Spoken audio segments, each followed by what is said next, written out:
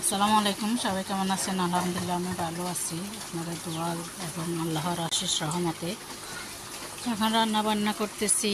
সকাল থেকে একটু একটু রোদ ছিল, এখন হঠাৎ আবার বৃষ্টি শুরু হয়ে গেছে। আল্লাহ জানি ঈদের দিন কী অবস্থা হয়।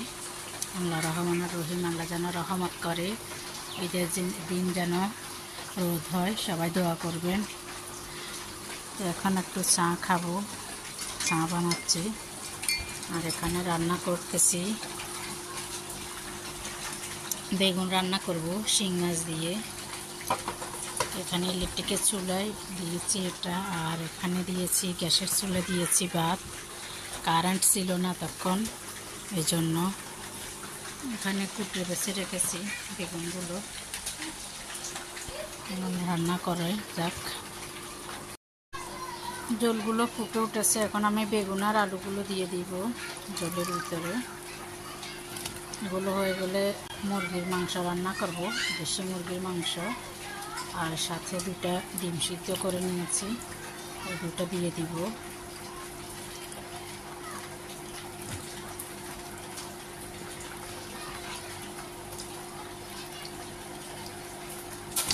আপনারা কে কী রান্না করতেছেন জানাবেন। অনেকদিন যাবৎ ভিডিও করি না, এজন্য মোবাইলের স্ট্যান্ড কোথায় রাখছি ওটাও জানি না। হাত দিয়ে ধরে রাখতে হচ্ছে, হাত দিয়ে কাজ করা সম্ভব হয় না।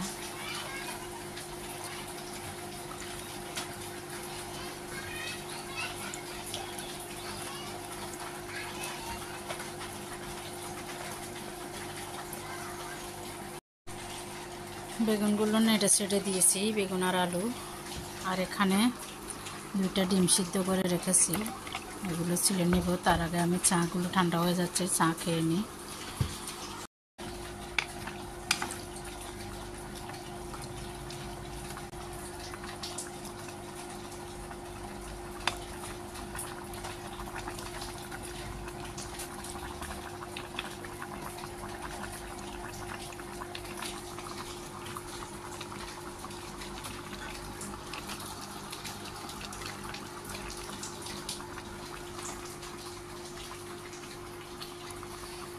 বাইরে বৃষ্টি পড়তেছে হালকা হালকা, আবার রোদও উঠছে। ভাত তরকারি এখানে হতে থাকুক। তো চলুন ছাদে আমার নতুন কি ফল ধরেছে সেগুলো দেখায় আপনাদেরকে। অন্য একজনের গাছের পাতায় সিঁড়ির কি অবস্থা দেখছেন। এই যে গাছগুলো কাটার জন্য বলছে, কাটতেছে না। এই যে ছাদের উপরে এই যে সিঁড়ির কি অবস্থা, উঠা যাচ্ছে না, একদম পিছলা হয়ে আছে।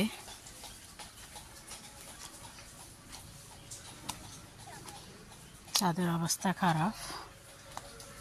এই যে গাছগুলো দেখেন, গাছে কি অবস্থা করছে। আমার আঙ্গুর গাছ আপনাদেরকে আগেও দেখাচ্ছি, যারা দেখেন নাই তারা হয়তো জানেন না।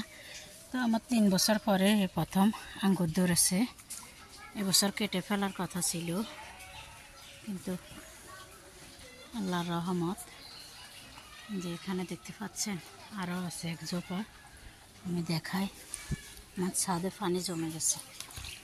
এই যে আলহামদুলিল্লাহ 2 জোপা ধরেছে।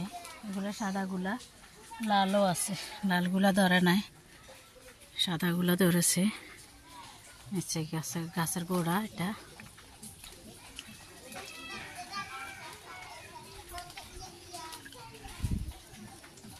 এখানে একটা মালটা ধরে ঝরে গেছে।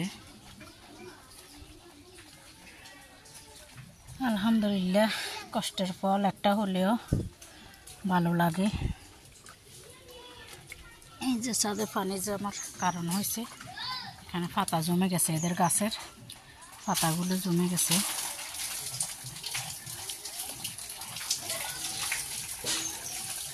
আবার পানি পড়তেছে, ক্লিয়ার হয়ে যাবে আবার। গাছের অবস্থা দেখছেন, এদেরকে বললে আর শুনবে না। জবটা জাটি করলে তো বলবে জবটা জাটিকে হচ্ছে। আর একটা ফল দেখাবো, চলুন।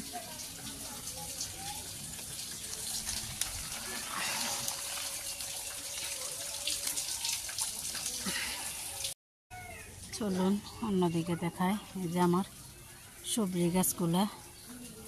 এখানে অনেক ডাঁটা শাক হয়েছে, খেয়েছি আলহামদুলিল্লাহ। এই যে পুঁই শাকগুলা, এগুলো উপরে উঠে দিই। এগুলো ঈদের পরে খাওয়া হবে, এখন আর খাওয়া হবে না। আমি একজন মানুষ, গাছের বেগুন, ডাঁটা শাক, পুঁই শাক, অন্যান্য জিনিসপত্র আছে, এতগুলো খাওয়া সম্ভব হয় না।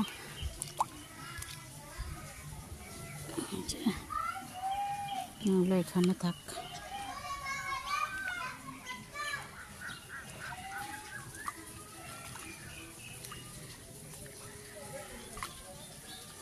একদম অবস্থা খারাপ, ছাদের পিছলা হয়ে আছে। যে আরেকটা ফল দেখায় আপনাদেরকে। আলহামদুলিল্লাহ, দোয়া করবেন সবাই। আমার এই প্রথম ছাদে ড্রাগন ফল ধরেছে, এখানে ফুল আসছে, আর একটা ধরেছে, আপনাদেরকে দেখা। অনেক ফুল আসছিল, সব নষ্ট হয়ে গেছে ফুলগুলো, মনে হয় বৃষ্টির জন্য নষ্ট হয়ে গেছে। আর একটা ফল হয়েছে, দেখতে পাচ্ছেন কিনা জানি না। যে এখানে ছাদে লাগাইছিলাম,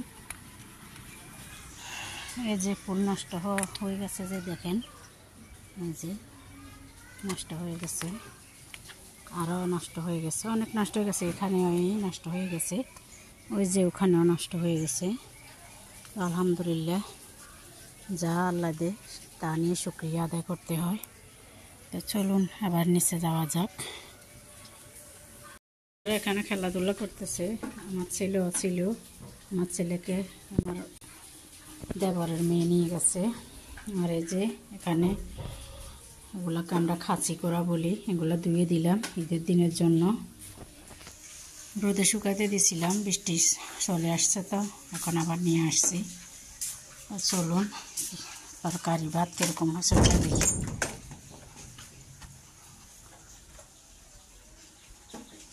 কারেন্ট আবার চলে গেছে, আবার গ্যাসে দেওয়া লাগবে, তো গ্যাসে দিয়ে নিই আমি তরকারিগুলা। ভাত তো হয়ে গেছে, ভাতের মার গেলে নিই।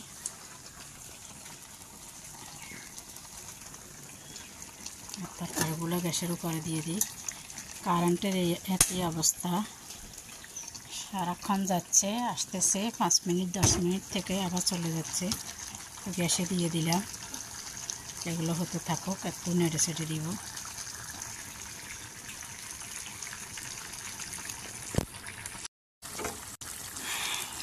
তরকারিগুলো একটু নেড়ে ছেড়ে দিই।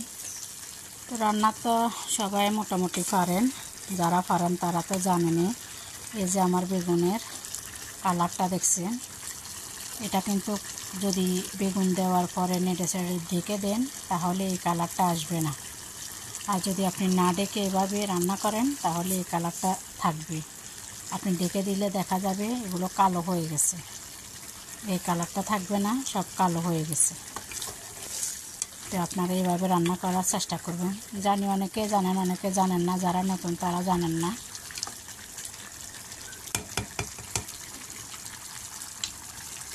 আমি ভাতগুলো মার গেলেই আমি বেগুনগুলোকে এই চুলায় দিয়ে, এই চুলায় মাংসের জন্য পাতিল বসাইছি। যে দেখুন, এখন তেল দিয়ে দিব পাতিলে।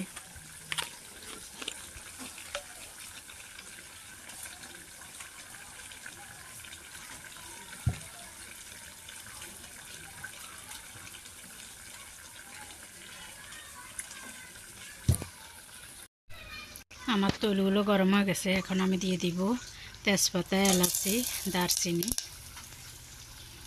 এরপর দিয়ে দিব আমি পেঁয়াজ, রসুন,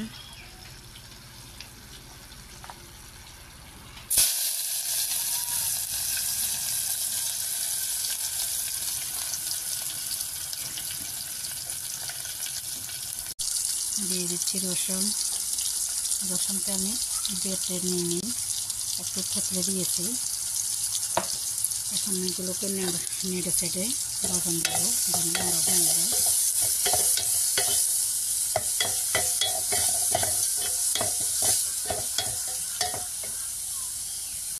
স্বাদ মতো লবণ দিয়ে দিচ্ছি।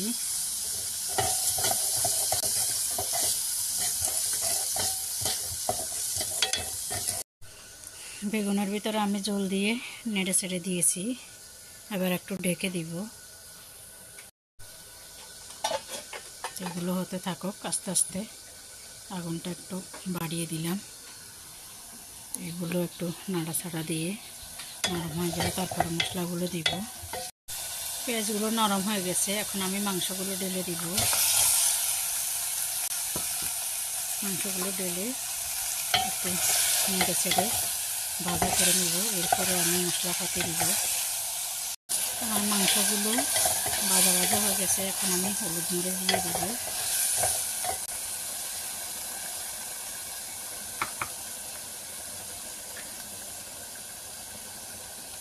পরিমাণ মতো হলুদ দিয়ে দিব।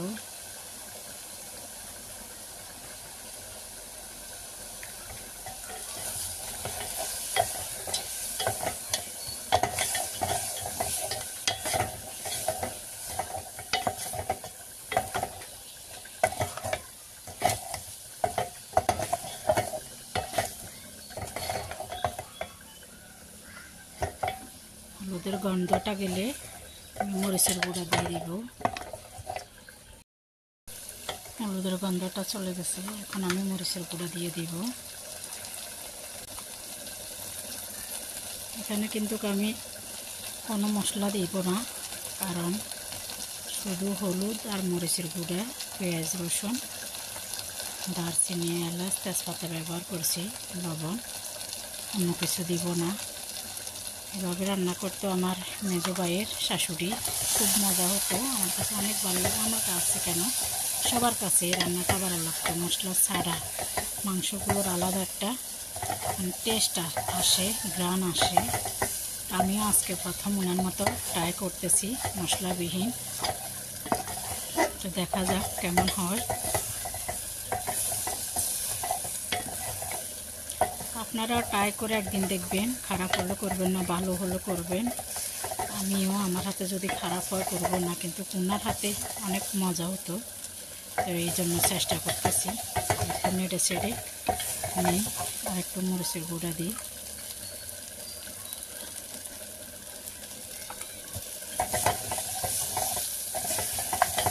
আমি একটুখানি পানি অ্যাড করব, একটু ভালো করে কষিয়ে নেওয়ার জন্য মশলাগুলো।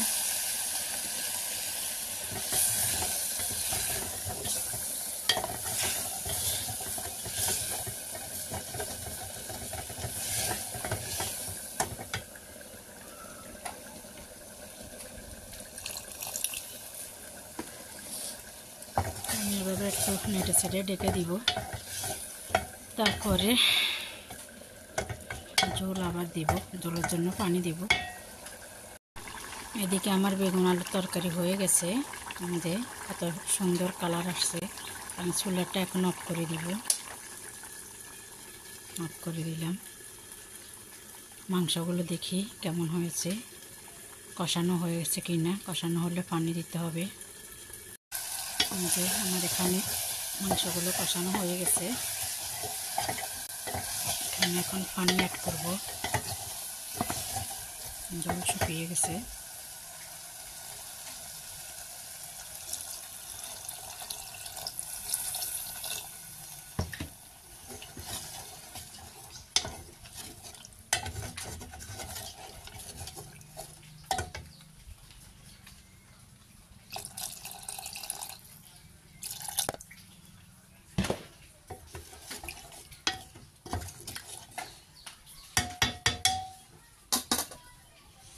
এখন আমি এখানে সিদ্ধ করা ডিমগুলো মাংসের সাথে দিয়ে দিব।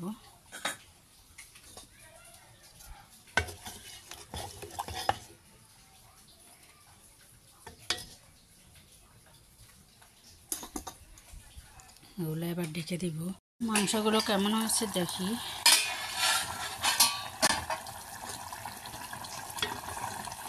হয়ে আসছে, আর একটু জল ঘনালে চুলা বন্ধ করে দিব।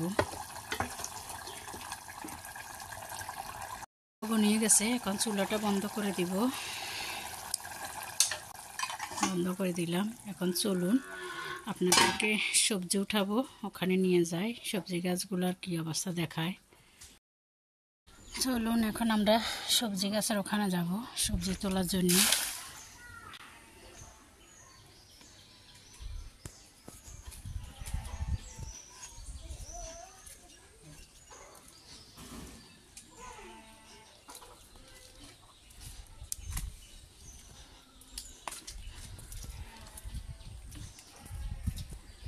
সেখানে গিয়ে দেখায় বৃষ্টির পানিয়ে ভরপুর হয়ে গেছে। আরে গাছপালার অবস্থা তো ভয়াবহ। এই যে নারিকেল গাছটা সব শুয়ে শুয়ে গেছে।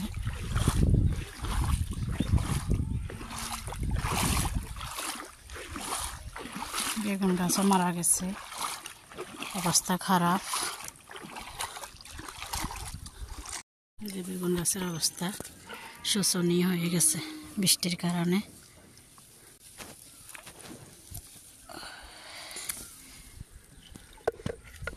গাছগুলো শুয়ে গেছে সব।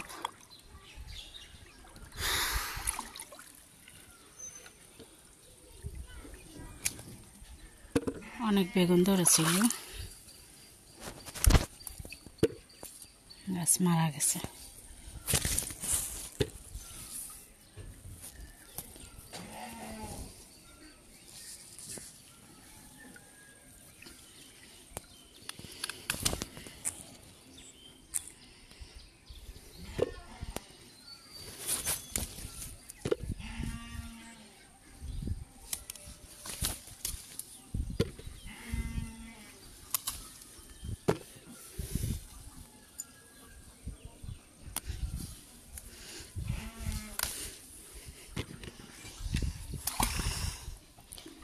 অনেক পানি হয়ে গেছে, এগুলো তুলে নি সব। মরিচ গাছগুলোর অবস্থা দেখুন, সব মারা গেছে। এই যে এই বেগুনগুলো হয়েছে, অনেক বেগুন।